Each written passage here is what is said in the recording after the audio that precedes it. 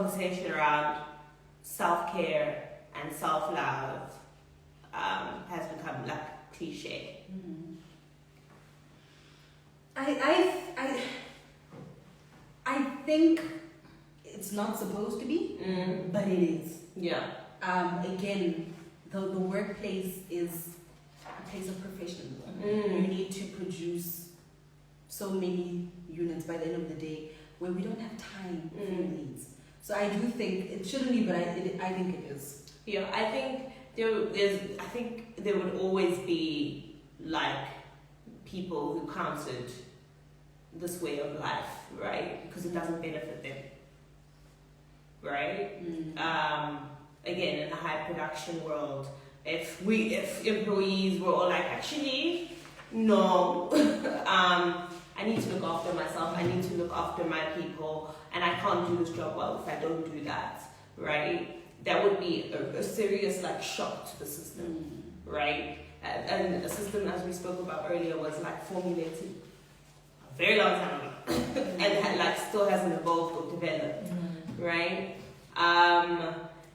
If you think about it, self-care is intersectional too, right? Capitalistic societies don't want you to put yourself first, right? Capitalistic societies by nature want you to put profit first, right?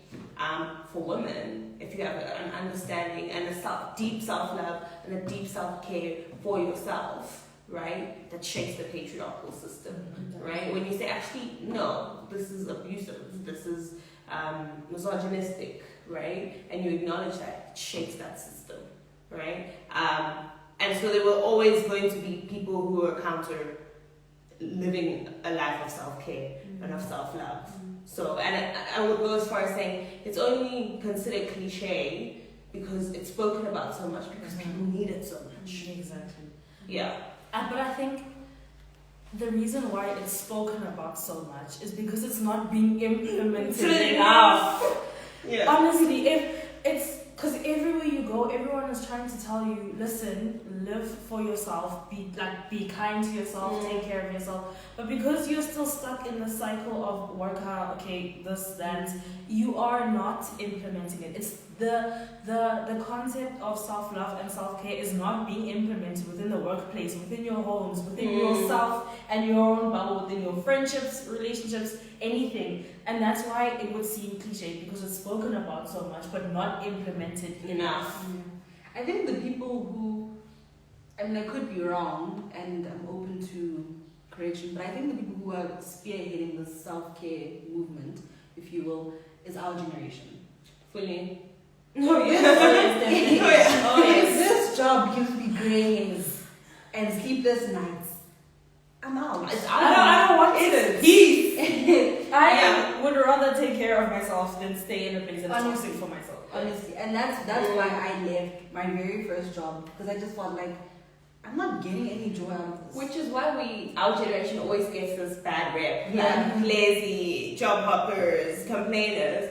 No, we're merely expecting more from the world. In the same way that generations before us expected more from their world than generations before them. Yeah. That's what's happening, really.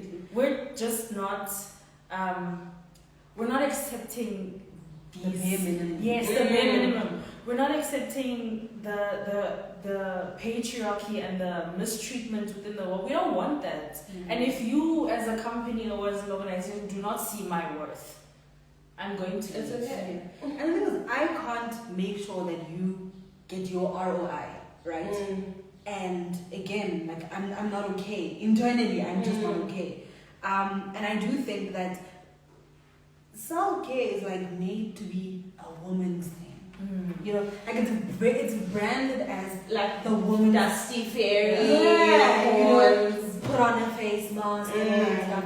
And I do think that men in the workplace as well need to join the movement. Absolutely. You know? Because that's where you get chats like, oh, just take a Panado, you'll be fine. Oh, she's just being a girl today. Yeah. No, I'm not being a girl. I feel like I'm not up for this. Therefore, I'm going to do what I need to do to make sure that I'm okay. You know?